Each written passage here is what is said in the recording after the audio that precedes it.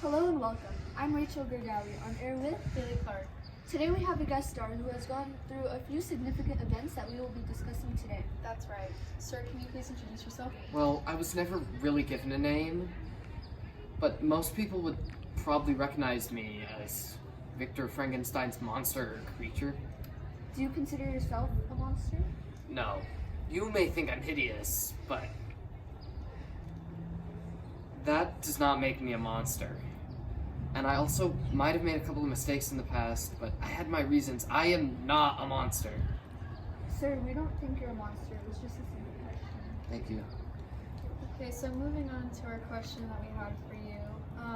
When Victor ran away from you, how did it make you feel? I felt neglect and betrayal, but at the time I didn't know what to think because I was really just figuring out life. I was just thrown into existence. Yeah. Later in life, after this event, do you think it affected your actions? Yes, it definitely did. It contributed to my loneliness and not having anyone to love or care for me. Without Victor, I had no connections with anyone or companions, no one to love me, care for me, and all. That's really sad. Okay, so later in your life, do you think this affected your actions? Yes, it definitely did. It made me feel lots of loneliness. Without Victor, I didn't have anyone. I had no one to love me, care for me, or nurture me. After I was thrown out by mankind, I felt like I would only ever be accepted by someone of my own kind, like a wife or a bride of some sort. Well, we can see that there's never been a wife. How did you see this relationship playing out? What was your vision of a perfect life for her? Well,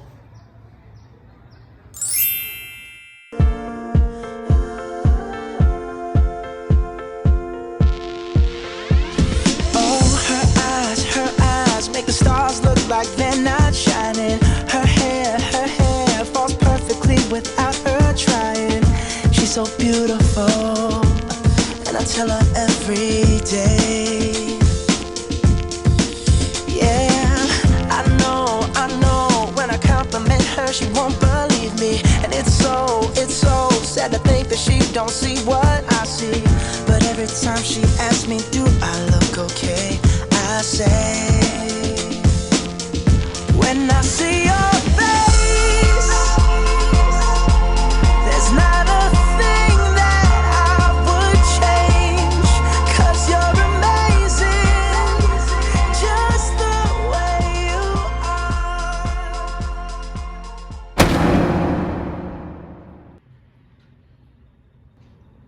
nah.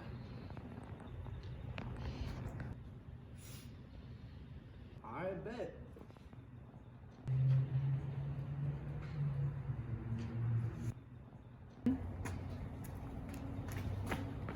Hideous beast, I do not want to see you again. Be gone. What is with you? You made a promise and you broke it. I never should have made that stupid promise. You have no idea what you're doing. You're the only one who can make this right. Be gone. I want nothing to do with you. I never want to see you again. This is a big mistake, for I will surely be with you on your wedding night.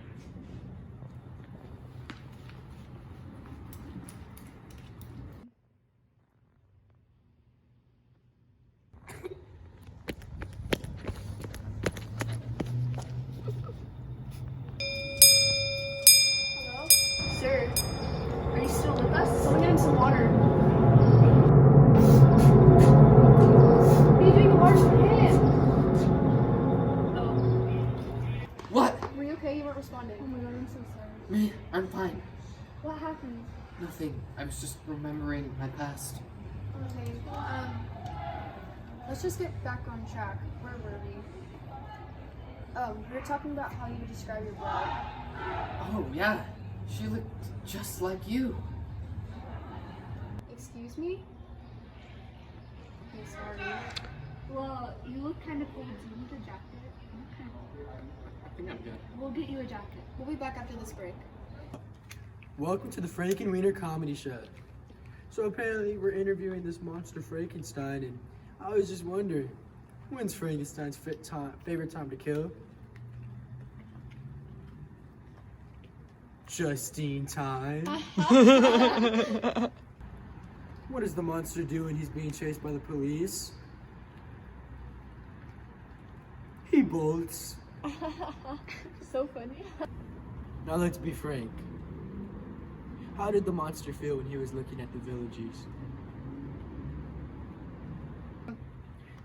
Now here's the question for the day.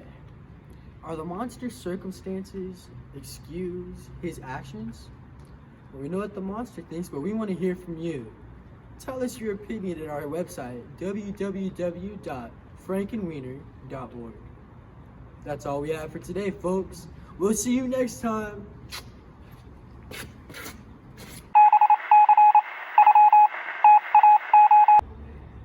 Welcome back. Okay, so what were you planning to do with your own companion? Well, we planned to live a long, happy life far from humanity. Oh, we would have loved each other so much. It would have been such a wonderful, happy life. I would have never been lonely again. How did you plan on getting this bride? Well, Victor planned on making it for me. Then he went back on it and destroyed it. It was near completion, too. Why do you think Victor destroyed this beautiful wife? Well, Victor is a very interesting character. He's always focused on the worst case scenario. He is thinking what if he made the bride and I went back on my promise to him that I would stay away, and then he thought maybe we would terrorize the world. But he was always focused on the what ifs. Like, what if she didn't love me? I understand. Yeah. Do you think that this was justified of him to destroy the creation after making it? Maybe I could see where he was coming from, but why destroy her if he already started? Why go back on a promise? Why?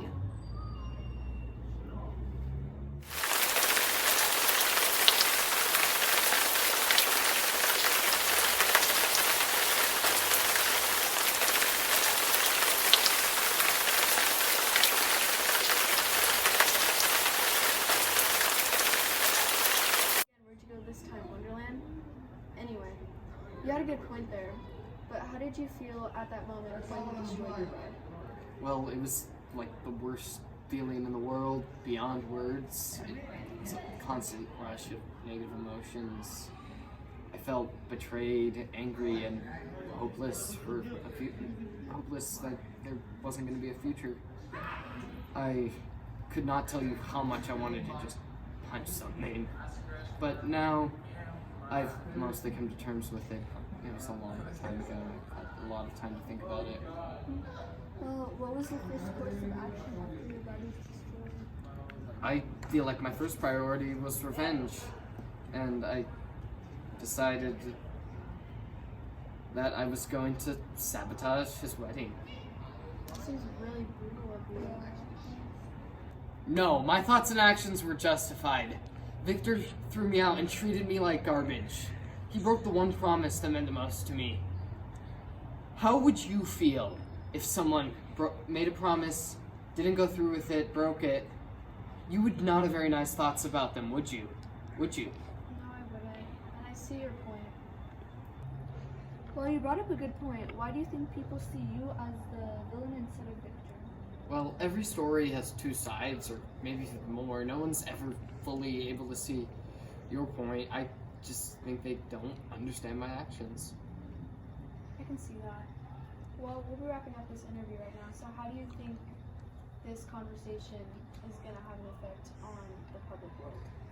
Well, sadly, I don't think the public will ever change their view of me. They will never be able to get past my looks, and most human society will never be able to look past my murders, so I'm pretty sure my life will still be pretty miserable. Wait, did you say murders? That's not what we were told. I think we should go. This is Haley and Rachel signing off. Don't worry. I enjoyed talking to you guys. I'm not gonna murder you.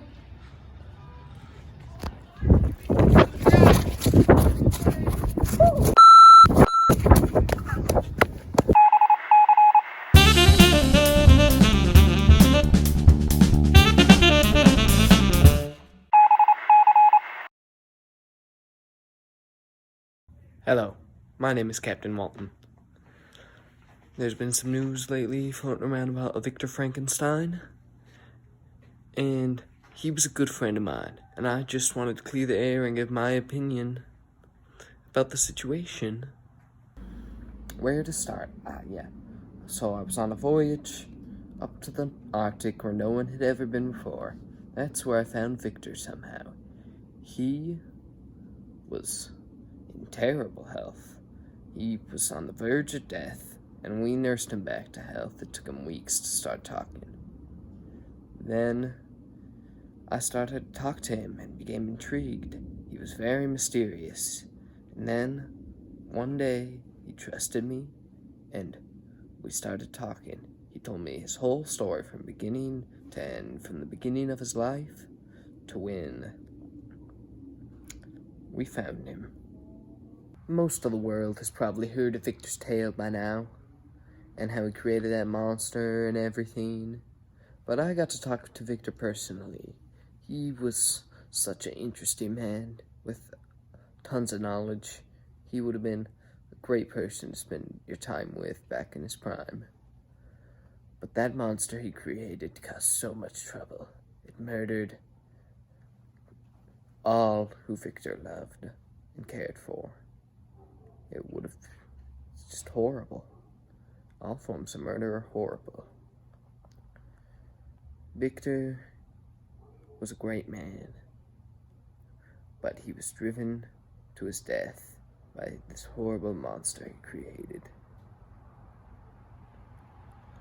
I just want you to all know that the monster is evil, and if you see him, get him. That is all I wanted to say. If you see that monster, get him. He's as bad as the devil himself. Have a great day. Goodbye.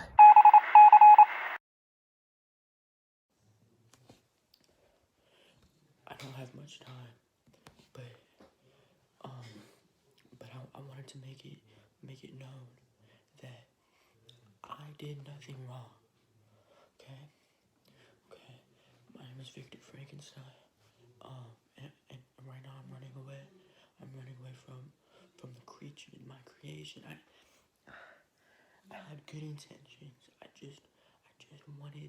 just wanted to make the world better.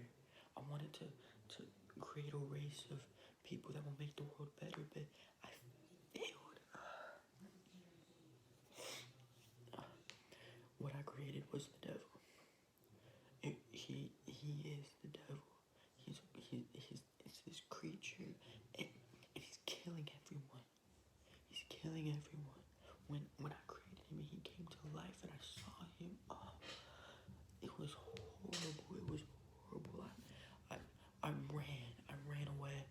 I wanted nothing to do with him, but he wouldn't leave me alone. He killed my wife. He killed my family.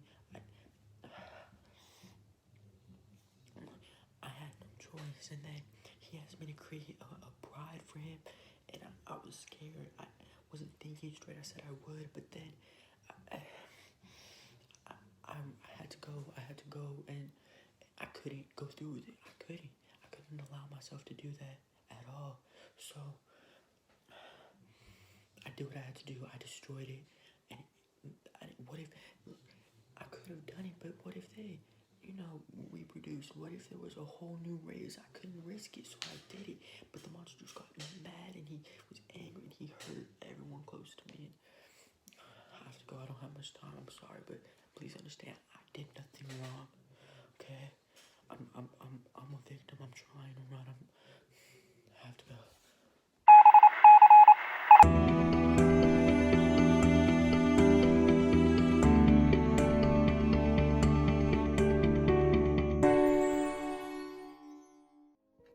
Hi, my name is Mary Shelley, and I'm the author of Frankenstein. Today I'll be talking about the structure and genre of my book. I get many questions because the way I wrote my book is complex and it can get confusing. The most commonly used structure in novels is chronological, where the events of the story are told in order. However, in Frankenstein, I used embedding narrative, where the main story is told within a framing narrative. You can think of a picture inside of a picture frame to help us understanding. The book starts with Walton's letters to his sister. This is the framing narrative. Then moving on to the main narrative, it is Victor's side of the story. After this, it is still the main story, but now it is the monster side of the story, where we learn how he survived and how he learned from the DeLacy family. The reason I did this was to create more suspense, surprise, and anticipation in the story. By starting Frankenstein with ending events, I created suspense of what happened before that. I also used the technique of embedded narrative to highlight the themes of the story from 3 different perspectives. These different perspectives brought questions like, who's to blame for all the deaths, and who's worse, Victor or the monster? I love the variety of thoughts and influences of my book, and I appreciate all the love and attention that it's gotten. Now for my second and last topic, I would like to touch on the genre of Frankenstein. Many people believe that Gothic literature and romantic literature cannot go together, however, that is what my book is. The power of nature, intense feelings, and social responsibility show romanticism. However, Frankenstein also shows Gothic literature by the use of a monster that kills many and extreme feelings like revenge. So I hope I answered all of your guys' questions about structure and genre of my book, Frankenstein. If you haven't read it yet, I highly recommend it. Thank you for watching.